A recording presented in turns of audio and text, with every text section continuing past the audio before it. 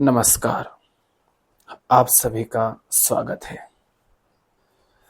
आप भारत में रहते हैं तो साधु संत सन्यासी धर्म अध्यात्म जैसे शब्द आपके जीवन में न गूंजते हो, ऐसा हो नहीं सकता।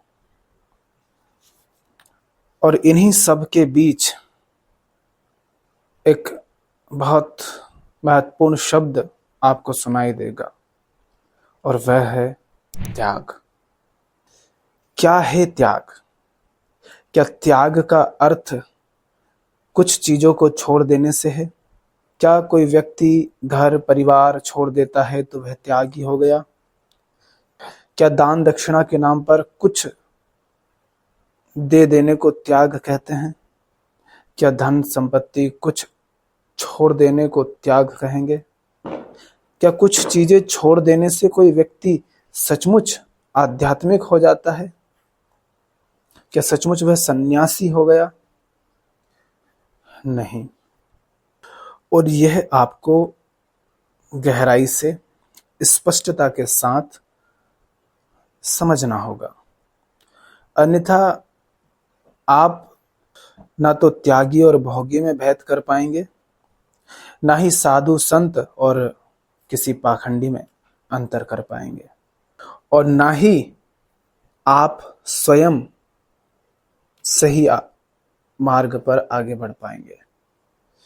क्योंकि हो सकता है आप अपने आप को त्यागी मानते हो मगर आप त्यागी ना हो सकता है आप भोगी ना हो और अपने आप को भोगी मानते हो और उसकी ग्लानि आपके भीतर हो। ऐसे बहुत लोग आपने देखे होंगे। कोई कहता है कि वो कभी धन को नहीं छूता। ये हो सकता है कि उसकी जिंदगी में सब कुछ हो, महल हो, गाड़ियां हो, हर तरह की सुख सुविधा हो, मगर वह कहता है कि मैं धन नहीं छूता, और इसलिए उसको बड़ा अहंकार है। लोग उसका सम्मान करते हैं कि देखो इनके पास धन नहीं है, ये गुरुजी हैं, ये सच्चे गुरुजी हैं, ये असली हैं, देखो धन को छूते भी नहीं। और कुछ लोग ऐसे भी हो सकते हैं जो त्याग के नाम पर सिर्फ कष्ट सह रहे हो मगर फिर भी वास्तव में त्याग हुआ ही नहीं हो। तो आपको समझना होगा, सबसे पहले देखो त्याग और भोग ये क्या है। त्याग और भोग कर्म है ना। त्यागी और भोगी ये कौन है? कर्ता। हमारी दृष्टि होती है कर्म को देखने की, हम उसके पीछे जो कर्ता है उसको नहीं देखते। कर्म थोड़ा स्थूल होता है और कर्ता सूक्ष्म होता है।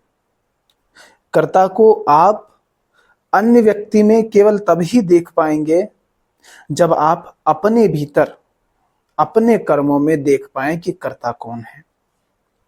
सामने वाला व्यक्ति त्याग कर रहा है, एक व्यक्ति है जो भोग कर रहा है। अब वास्तव में वो त्यागी या भोगी है अथवा नहीं, ये आप केवल तभी समझ सकेंगे जब आप अपने भीतर अपने कर्ता को भली भांति समझते हो। क्योंकि सामने बुद्ध हैं, कोई बुद्धू थोड़ी ना उनको पहचानेगा कि सामने बुद्ध हैं। बुद्धू तो उनको गालियां देंगे, शायद उनको मारने पीटने लग जाए। एक पशु जो होता है उसको क्या फर्क पड़ता है इस बात से कि सामने बुद्ध है या बुद्धू? शेर अगर भूखा है तो उसे मांस चाहिए, और सामने से चाहे कोई हिरन हो जो गुजर रही हो वो उसको भी खाएगा। हिरन के स्थान पर कोई बुद्धू जा रहा हो इंसान, कोई मूर्ख इंसान, उसको भी वो खा जाएगा। या फिर कोई हिंसक इंसान जा रहा हो तो वो उसको भी खा जाएगा, और चाहे बुद्ध या महावीर जा रहे हो तो वो शेर जो है उनको भी खा जाएगा, क्योंकि शेर को सिर्फ मांस दिखाई देता है। और सिर्फ मांस क्यों दिखाई देता है? क्योंकि शेर को सिर्फ अपने शरीर से मतलब है, इसीलिए सामने जो चीज है वो भी उसके शरीर को ही देखता है। हम जैसे होते हैं वैसा ही सामने हमको सब दिखाई देता है। हम जिस चीज को स्वयं में महत्व देते हैं उसी चीज को हम सामने वाले में महत्व देते हैं। तो उसको ये नहीं दिखाई देगा कि बुद्ध के पास ज्ञान भी है, समझ भी है, प्रेम भी है, करुणा भी है, संवेदनशीलता भी है। उसको बस दिखाई देगा मांस। उसी प्रकार से यदि आप अपने जीवन में सिर्फ अपने कर्मों को देखते हैं और आप सोचते हैं कि हाँ आपने कोई कर्म किया वो अच्छा है, या आपने जो कर्म किया वो गलत है, कर्म को देख करके यदि आप उसे सही या गलत ठहरा रहे हैं तो आप धोखा खा जाएंगे। हो सकता है आपका कर्म गलत हो क्योंकि वो गलत कर्ता से आया है, मगर आप उसे सही मान लें। और यह भी हो सकता है कि जहां आपका कर्ता सही है मगर कर्म गलत प्रतीत हो रहा है तो वहां आप स्वयं को गलत मान लें। तो कर्म से ये स्पष्ट नहीं हो सकता कि कर्ता भी सही हो।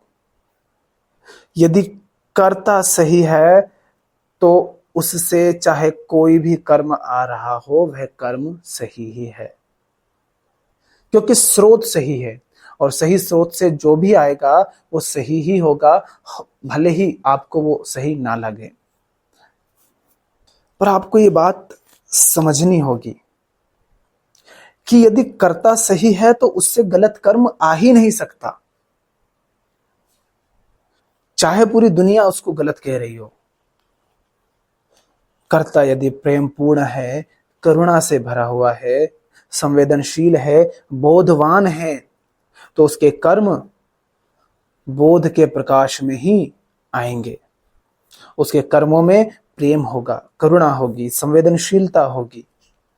आप ये नहीं कह सकते कि कर्ता तो सही है, प्रेमपूर्ण है, करुणावान है, मगर उसके कर्म हिंसक हैं, उसके कर्मों में प्रेम नहीं है, उसके कर्मों में संवेदनशीलता नहीं है, उसके कर्म अंधे और अज्ञान से उठे हैं, अंधकार और अज्ञान पूर्ण है। आप ऐसा नहीं कह सकते। तो महत्वपूर्ण होता है कर्ता को देखना।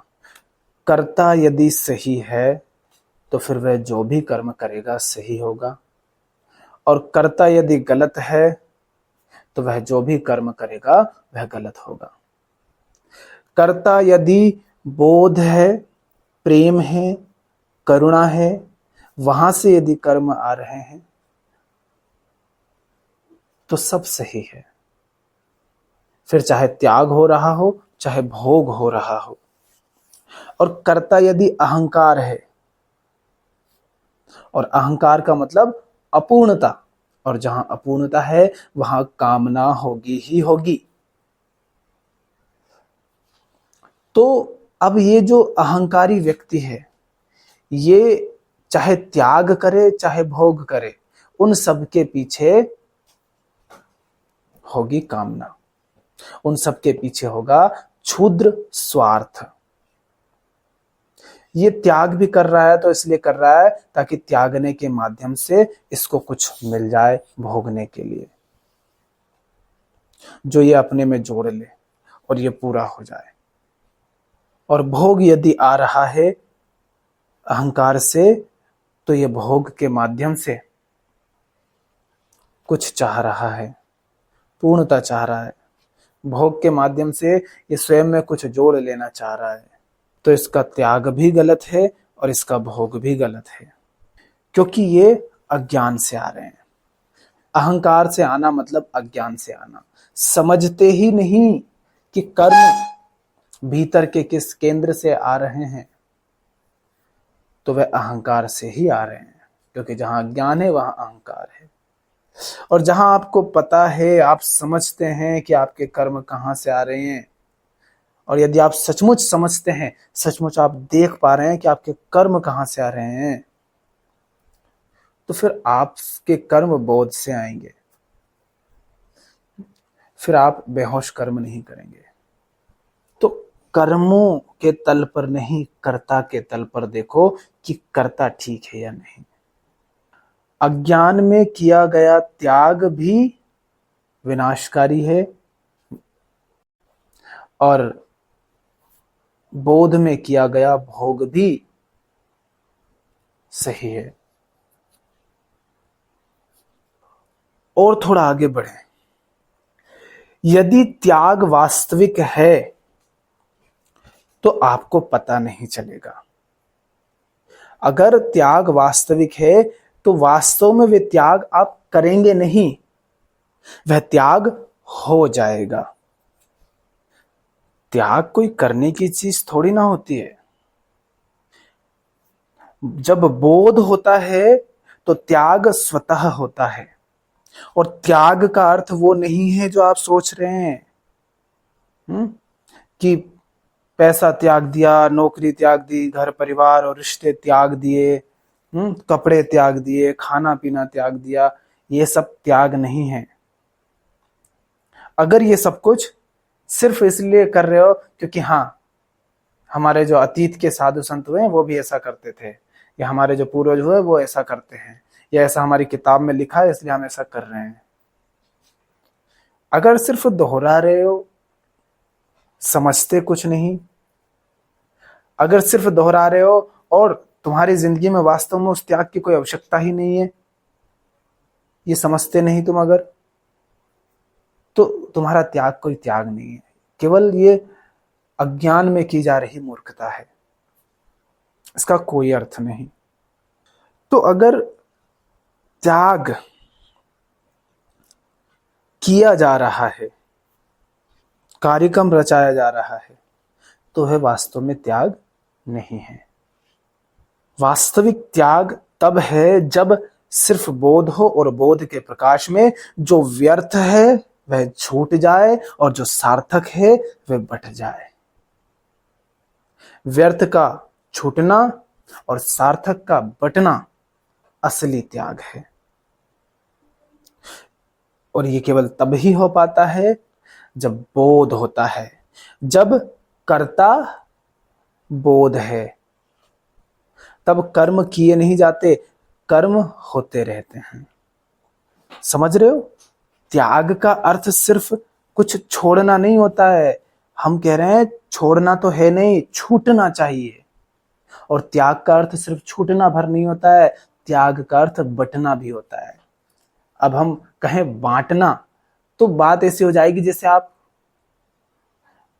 बांट रहे होंगे, आप करता हैं, माने आप कर्म कर रहे होंगे। नहीं, जब वास्तविक रूप से आप सन्यासी हो जाते हैं, माने जब सचमुच जीवन में बोध होता है, तो आपसे बंटता है। उदाहरण से समझो, मान लीजिए कोई पेड़ है। अब वह जो पेड़ है, समझ सकते हो आप उसको कि वो सन्यासी का बिल्कुल बढ़िया उदाहरण है। उसके ऊपर पत्ते लगे हुए हैं, लेकिन धीरे धीरे धीरे धीरे वे जो पत्ते हैं वे पीले पड़ते हैं, सूखते हैं और खिल जाते हैं।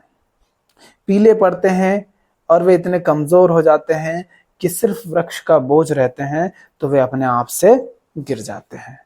वृक्ष उन्हें गिराने का प्रयास नहीं करता। बस वृक्ष का माने टहनियों का पत्तों से संबंध ही ऐसा है कि जब वे बोझ बनने लगेंगे तब पत्ते गिर जाएंगे और जो आने वाले नए पत्ते हैं उनके लिए स्थान खाली कर देंगे।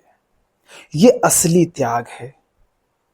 अब बताओ, बाबा जी है और कोई गद्दी है जो उन्होंने पकड़ ली है और बिल्कुल आखिरी सांस तक पकड़ कर बैठे हैं, मगर गद्दी नहीं छोड़ रहे हैं। क्या ये सचमुच त्यागी हैं? क्या सचमुच ये सन्यासी हैं? नहीं ना। तुम्हारा कोई नेता हो, उसने गद्दी पकड़ लिए, उम्र में वो बिल्कुल बूढ़ा गया है, शरीर काम नहीं दे रहा है, बुद्धि काम नहीं दे रही है, मगर गद्दी पकड़ कर बैठा है और छोड़ नहीं रहा है।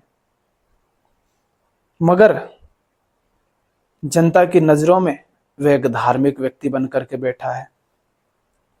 क्या सचमुच ये धार्मिक है? फिर जहां इसको स्थान छोड़ देना चाहिए, उनके लिए जो वहां पर आने के लिए तैयार हैं और उचित हैं, वहां ये गद्दी को पकड़ कर बैठे हैं। कोई इंडस्ट्री ले लो, मान लो फिल्म इंडस्ट्री, वहां कोई अभिनेता है, वो पूरी इंडस्ट्री को दबा करके बैठा है, सबका मालिक बन करके बैठा है। नए युवाओं को, युवतियों को फिल्मों में, कार्यक्रमों में शामिल होने नहीं दे रहा है, अपनी धौंस जमा कर बैठा है। क्या ये अच्छा अभिनेता है? नहीं। त्याग का मतलब सिर्फ ये नहीं है कि कोई व्यक्ति धार्मिक है और बस उसी के जीवन में हो सकता है। नहीं, आप अपने जीवन में जहां भी हैं, जिस भी पड़ाव में है, जिस भी काम में है, जिस भी क्षेत्र में, वहां देखिए कि जो कुछ व्यर्थ है आपके लिए, उसे गिर जाने दो और स्थान खाली करो ताकि कुछ सार्थक वहां आ सके। जीवन में कितना कुछ व्यर्थ का हम पकड़ रखते हैं, व्यर्थ के मुद्दे पकड़ रखते हैं, व्यर्थ के विचार पकड़ रखते हैं, व्यर्थ के जिम्मेदारियां पकड़ रखते हैं, व्यर्थ के रिश्ते बना के रखते हैं, व्यर्थ के काम उठा लेते हैं। कितना कुछ व्यर्थ भर रखते हैं। घर के भीतर देखो अपने, बहुत कुछ ऐसा है जिनको तुमने महीनों से, सालों से देखा तक ना हो, छुआ तक ना हो, मगर तुम्हारे घर में भरा पड़ा है। ये है बोझ। असली त्याग का अर्थ है व्यर्थ का छूट जाना और सार्थक का बंट जाना। वृक्ष है जो पत्ते बोझ हो रहे हैं, पीले हो रहे हैं, वे गिर रहे हैं, नए पत्ते आ रहे हैं और वृक्ष से फूल बट रहे हैं, फल बट रहे हैं, लोगों को छाया बट रही है, पक्षियों को आश्रय बट रहा है, वायु बट रही है, ऑक्सीजन बट रही है, हरियाली बट रही है। तो वृक्ष से त्याग भी हो रहा है और बट भी रहा है। दोनों स्थितियों में उससे कुछ जा रहा है, मगर इसलिए नहीं कि वो ऐसा कर रहा है, वो बस है। उसके होने मात्र से त्याग भी हो रहा है और बट भी रहा है। अब ये वृक्ष के लिए एक प्राकृतिक स्थिति है, मगर जब मनुष्य बोधवान होता है, समझता है अपने भीतरी केंद्र को, समझता है स्वयं को और समझता है कि वास्तव में उसे क्या चाहिए, और जब समझता है कि वह कैसे मिलेगा, तब उसे ना कुछ करना पड़ता है, ना कुछ त्यागना पड़ता है, ना कुछ बांटना पड़ता है। वो जैसा हो जाता है, वैसा हो जाने के कारण अपने आप उससे सब होता है। हो सकता है वह कुछ कर रहा हो, पर वास्तव में वे कर नहीं रहा है। वो जैसा हो गया है उसके माध्यम से अब वैसा कुछ हो रहा है। जैसे फूल है, अब क्या आप फूल से ये उम्मीद कर सकते हैं कि उससे खुशबू ना बटे? वो चाहे तो भी नहीं रोक सकता, क्योंकि वो फूल है तो अब उससे खुशबू बटकर रहेगी। खुशबू ही फूल के रूप में बैठी हुई है आकार लेकर के, और वही फिर उड़ रही है हर तरफ। तो असली त्याग ये होता है।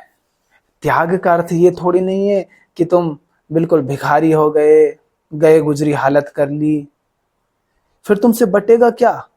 तुमसे दरिद्रता बटेगी, तुमसे कमजोरियां बटेगी, तुमसे भिखारी बना बटेगा।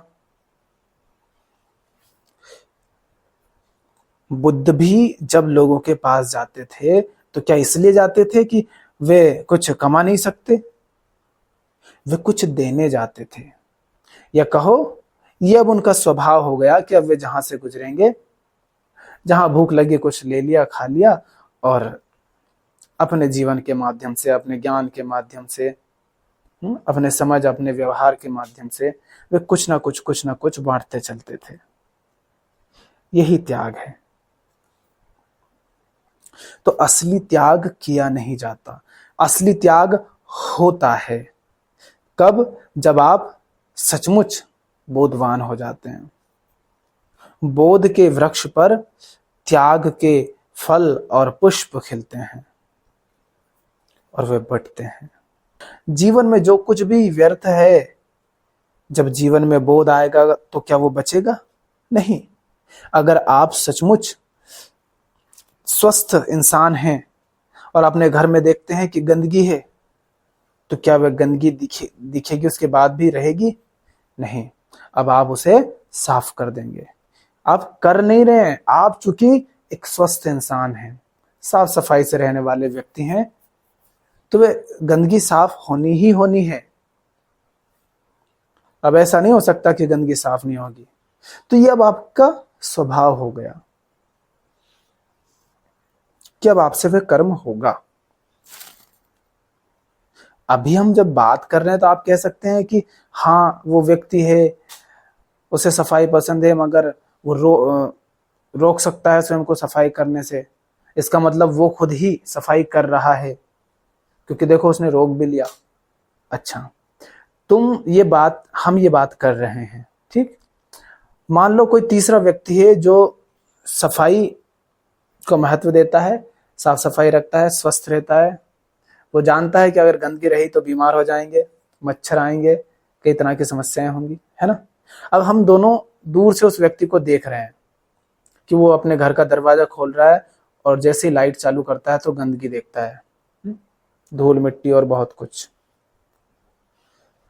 अब दूर से ही उस व्यक्ति को देखो, क्या ये रोक पाएगा? उस व्यक्ति के मन में ये ज्ञान नहीं है, क्योंकि वो ज्ञान बार बार सोच सोच करके थोड़ी ना कोई कर्म करता है कि हाँ नहीं, मैं त्यागी हूं या मैं सन्यासी हूं तो मुझे क्या करना है क्या नहीं करना है। अरे मैं साफ सफाई को महत्व देता हूं तो मुझे क्या करना है क्या नहीं करना है। वो सोच करके नहीं करता है, चूंकि वो ऐसा हो गया है कि अब उससे सफाई होगी। तो असली त्याग वह है कि आप बोधवान हो जाएं, आप आत्मज्ञानी हो जाएं, माने स्वयं को जानें, स्वयं को समझें। और ये कभी ऐसा नहीं है कि किसी दिन पूरा हो जाता है, हम जानते रहते हैं। और जितना आप गहराई से अपने आप को जानते हैं, अपने मन को, तन को, अपनी क्रियाओं को, प्रतिक्रियाओं को, अपने भीतर होने वाले वृत्तिगत व्यवहार को, इन सबको जब आप देख पाते हैं कि आपके जो कर्म हैं वो कहाँ से आ रहे हैं, भीतर के किस केंद्र से आ रहे हैं, लालच से आ रहे हैं, घृणा से आ रहे हैं, आपका कर्म क्या ईर्ष्या से आ रहा है, क्या भय से आ रहा है, क्या किसी वासना से आ रहा है, काम से आ रहा है, किस केंद्र से ये कर्म आ रहा है। यह भी हो सकता है कि भीतर प्रेम से आ रहा हो, करुणा से आ रहा हो। तो जब आप सचमुच अपने भीतरी केंद्र के प्रति सजग हो जाते हैं कि कहां से ये कर्म उठ रहा है, तब आपके जीवन में जो कुछ भी व्यर्थ है वह हटता जाता है, छटता जाता है, छूटता जाता है, और जो कुछ भी सार्थक है वह आपके जीवन में बढ़ता जाता है और बढ़ता जाता है। तब यह असली त्याग हुआ। जैसे सूर्य होता है तो वो प्रकाश बांटने नहीं जाता है, वह बस खुद सूर्य हो गया, तो अब उससे जो भी बटेगा वह प्रकाश ही होगा, रोशनी ही होगी, ताप ही होगा। चूंकि वह सूर्य है इसलिए अब उससे वही सब बट रहा है, वो बटेगा ही, क्योंकि उसके अतिरिक्त उसके पास और कुछ है ही नहीं। इसका मतलब ये नहीं कि वो गरीब है, इसका मतलब बस ये है कि वो पूरा ही वह हो गया है जो सार्थक है। कोई व्यक्ति थोड़ा प्रेम रहे और थोड़ा घृणा रहे तो इससे अच्छा है वह पूरा प्रेम ही हो जाए, क्योंकि घृणा क्या सचमुच मनुष्य होने के नाते आपको स्वीकार्य है? नहीं। क्या आप चाहते हैं कि कोई व्यक्ति आपसे घृणा करे, या आप क्या ये भी चाहते हैं कि आप दिन रात बस लोगों से घृणा करते रहें? हम नहीं चाहते, क्योंकि जब हम घृणा में होते हैं या कोई हमसे घृणा कर रहा होता है, तब वास्तव में हम परेशान होते हैं, दुखी होते हैं, डरे हुए रहते हैं। कोई हमसे घृणा कर रहा है, कहीं ऐसा ना हो कि वो हमारा कोई नुकसान कर दे, तो वो भय बना रहता है। और जब हम दूसरों से घृणा करते हैं तो भीतर ही भीतर हम जल रहे होते हैं। तो दोनों ही स्थितियों में हम परेशान होते हैं, और परेशानी में, दुख, चिंता, तनाव में, भय में जीना कोई नहीं चाहता। तो जो व्यक्ति स्वयं को समझता है, केवल वही असली सन्यासी हो सकता है। जो व्यक्ति आत्मज्ञानी है, केवल वही त्यागी हो सकता है, वही सन्यासी हो सकता है, वही साधु, संत और ऋषि और मुनि कहलाने योग्य है। उसके अतिरिक्त जो भी कोई है वो कोई त्यागी नहीं है। अगर आत्मज्ञानी नहीं है तो त्यागी नहीं है। जिसका ज्ञान से कोई संबंध नहीं, वो त्यागी नहीं। कैसे करोगे तुम त्याग? ऐसे बहुत तुम्हें साधु संत मिलेंगे और खूब प्रसिद्ध हैं, लोग उनको पूज रहे हैं, लाखों करोड़ों लोग उनको सुनते हैं, जिन्होंने बहुत त्याग कर दिया है, जो कहते हैं हमने पैसा तक नहीं छूते, मगर उनके पास खूब महंगी गाड़ियां होंगी, भोगने की हर चीज होंगी। भाई तुम छूते नहीं हो, मगर तुम्हारी पूरी जिंदगी, ये जो मखमल का तुमने बिस्तर है जिस पे सोते हो, ये जो बड़ा महल है, ये जो गाड़ियां हैं, ये सब तुम पैसों से ही करा रहे हो। तुम्हारा खाना पीना रहना, तुम्हारे इलाज सब पैसों से हो रहा है। बड़ी बड़ी अस्पतालों में तुम इलाज के लिए जाते हो, ये सब पैसों से हो रहा है। और तुम बात कर रहे हो कि तुम पैसा नहीं छूते इसलिए तुम त्यागी हो गए। और ऐसे बहुत सारे तुम्हें मिलेंगे जो अपने आप को त्यागी कहेंगे, मगर उन्होंने त्याग किया है। क्यों किया है? उन्होंने जीवन में, इस दुनिया में, पृथ्वी पर बहुत कुछ त्याग किया है, ये कह करके कि परलोक में स्वर्ग मिलेगा, वहां बहुत कुछ भोगने को मिलेगा। अगर यहां त्याग करेंगे तो वहां सुख मिलेगा। तो त्यागी तो ये भी है, त्याग तो ये भी कर रहा है, कुछ छोड़ तो ये भी रहा है, मगर करता कौन है? करता वो है कामना से भरा हुआ, वही क्षुद्र अहंकार, जो कह रहा है कि चलो चलो चलो, ये जो पृथ्वी पर मैंने पाया है ये तो बड़ा क्षुद्र है, छोटा है, इसको त्यागने से अगर किसी दूसरे लोक में बहुत सारा अगर मिल जाता है भोगने के लिए, तो क्यों ना इसे छोड़ दिया जाए। तो इस तरह के जो त्यागी हैं वो त्यागी नहीं है, वो सिर्फ पाखंडी हैं। या तो वो अज्ञानी है कि उनको पता ही नहीं कि ये त्याग नहीं है, या फिर वो पाखंडी हैं, खुद को भी बेवकूफ बना रहे हैं, जनता को भी मूर्ख बना रहे हैं। इनके बहकावे में मत आना। कोई पहन कर आ जाए किसी खास तरह के कपड़े और खुद को साधु संत सन्यासी कहने लगे, तो यूं ही मान मत लेना कि वो सन्यासी होगा। कोई व्यक्ति भोग रहा है, बहुत स्वस्थ रहता है, अच्छा भोजन करता है, अच्छे कपड़े पहनता है, साफ सफाई रखता है, ठीक ठाक रहने लायक जगह पर रहता है, तो इसका मतलब ये नहीं हो गया कि वो भोगी है। वो अच्छे से रह रहा है ताकि एक स्वस्थ जीवन जी सके। वो अच्छे से रह रहा है ताकि सही काम जो करने लायक है उनको करने के लिए मेरे शरीर में ताकत हो, और ये शरीर बीमार ना हो, नहीं तो मेरा मन, बुद्धि, विचार, विवेक, ज्ञान सब इस शरीर की सेवा में लग जाएगा। तो इसलिए वो शरीर को स्वस्थ रखता है ताकि जो सही और जरूरी काम है वह किया जा सके। तो उस व्यक्ति को भोगी मत कह देना। मगर हम ना दुनिया में भोगियों को भी पूछते हैं और त्यागियों को भी पूछते हैं। देखा है, जो साधु संतों के नाम पर बड़े त्यागी बनकर के आ जाते हैं कि हमने ये छोड़ दिया, वो छोड़ दिया, ये जो ऐसे गुणगान करते हैं ना, इनको तो सबसे पहले निकालो जिंदगी से। ये कोई त्यागी व्यागी नहीं है। जिसको इतना अभिमान है अपने त्याग का, जिसको पता है कि उसने त्याग किया है, ये कोई त्यागी नहीं है, ये सन्यासी नहीं हो सकता, ये कोई ज्ञानी नहीं है, ये तो आम इंसान से भी गया गुजरा इंसान है, ये हिंसक इंसान है, ये तुम्हारा बहुत शोषण करेगा खुद को त्यागी बतलाकर, तपस्वी बदलाकर। मगर हम इन लोगों का खूब सम्मान कर देते हैं। और एक वे लोग होते हैं जो भोगी हैं, जो खूब भोगते हैं, जिनके पास खूब पैसा है, धन दौलत है, महल है, गाड़ियां हैं, सत्ता है, ताकत है, इन लोगों को भी हम पूछते हैं, क्योंकि उन चीजों की कामना हमारे मन में भी रहती है। पर क्या इनके पीछे जो करता है उसको देख रहे हो? वो करता तो क्षुद्र अहंकार है, जो कुछ भी अगर करता है तो सिर्फ अपने स्वार्थ के लिए करता है, और अपने स्वार्थ के लिए वो हिंसा करने से भी पीछे नहीं हटता। अपने स्वार्थ के लिए वो लोगों का शोषण करने से भी पीछे नहीं हटता। अपने स्वार्थ के लिए वो लोगों को मूर्ख बनाने से भी पीछे नहीं हटता। देखो ना, जितने भी तुम बड़े बड़े व्यापारी है जिनको तुम अपना आदर्श मानते हो, वो कितने विज्ञापन दिखाते हैं और विज्ञापनों के माध्यम से तुम्हें कितना गुमराह करते हैं। तुम्हें ऐसी ऐसी चीजें बेच देते हैं जिनकी तुम्हें कोई आवश्यकता नहीं है वास्तव में। देखो अपने अभिनेताओं को कि ये कैसी फिल्में बनाते हैं, कि किस तरह की फिल्में बनाते हैं जो तुम्हारे मन को गंदी करती है, तुम्हारे मन को हिंसक बनाती है, तुम्हारे मन को नशे की लतों से धुत कर देती है। ऐसी ये फिल्में बनाते हैं जिनमें हिंसा दिखाई जा रही है, जिनमें क्रूरता दिखाई जा रही है, जिनमें शोषण करना दिखाया जा रहा है, जिनमें भेदभाव करना सिखाया जा रहा है, जिनमें लड़ना मरना मारना सिखाया जा रहा है, जिनमें गालियां सिखाई जा रही है, जिनमें अश्लीलता सिखाई जा रही है। इस तरह की फिल्में बनाते हैं, मगर तुम इनको अपना हीरो मानते हो। क्यों? क्योंकि जो कुछ उनके पास है उसी सब की कामना तुम्हारे भीतर है।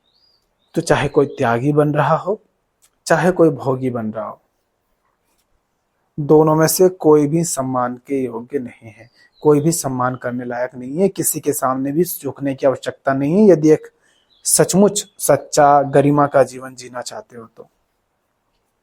सम्मान केवल उसका किया जाता है जो सचमुच बोधवान है, समझदार है, जिसमें प्रेम है, जिसमें करुणा है। और वही व्यक्ति होता है जिसके जीवन में सचमुच त्याग होता है, वही होता है जो सचमुच सच्चा सन्यासी होता है। माँ बाप भी होते हैं, बहुत कुछ त्यागते हैं अपने बच्चों के लिए, लेकिन फिर खूब कह कह करके सुनाते हैं कि हमने तुम्हारे लिए ये किया, हमने तुम्हारे लिए वो किया, हमने ऐसा किया, हमने वैसा किया। क्या खाक त्याग किया इन्होंने बच्चों के लिए? इन्होंने अपने स्वार्थ के लिए किया था। कोई नहीं होता जो किसी अन्य के लिए करता है। अरे जो आत्मा ज्ञानी है, जो अहंकारी है, जो खुद अपनी जिंदगी में खोखला है, वो क्या खाक किसी दूसरे के लिए कुछ करेगा? वो कुछ भी करे, कितने भी मेहनत करे, कितना संघर्ष करे, कितना त्याग करे, मगर वे खुद के लिए कर रहा है। और केवल आत्मज्ञानी होता है, जो खुद को समझता है, वही होता है जिसके माध्यम से असली त्याग होता है, असली परोपकार होता है, असली लोक कल्याण होता है।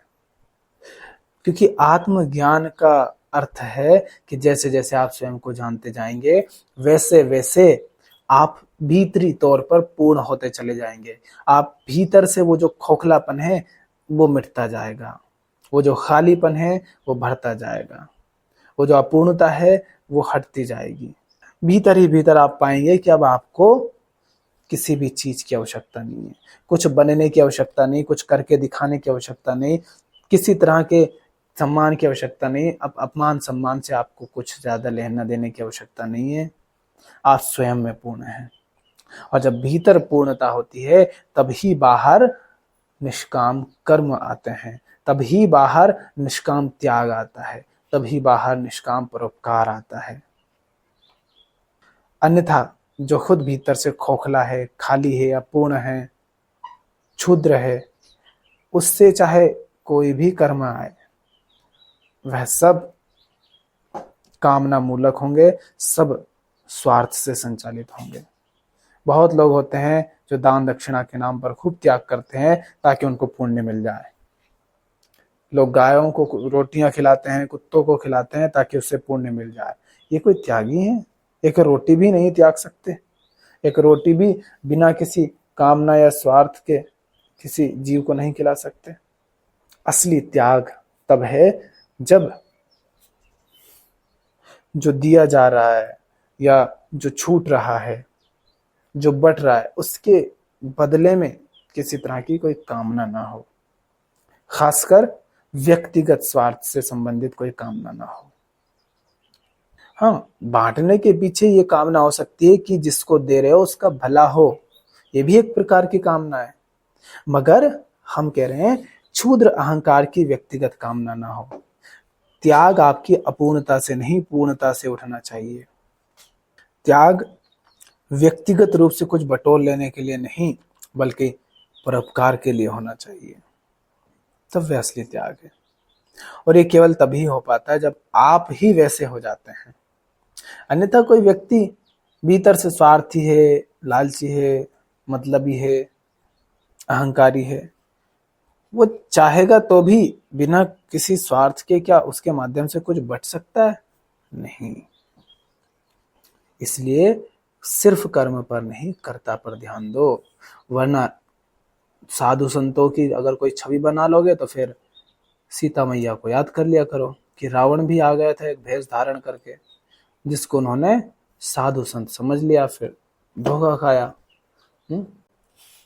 लक्ष्मण रेखा पार कर ली, वो उठा ले गया, हो गया छल। तो सिर्फ कर्म मत देखो, कर्ता भी देखो।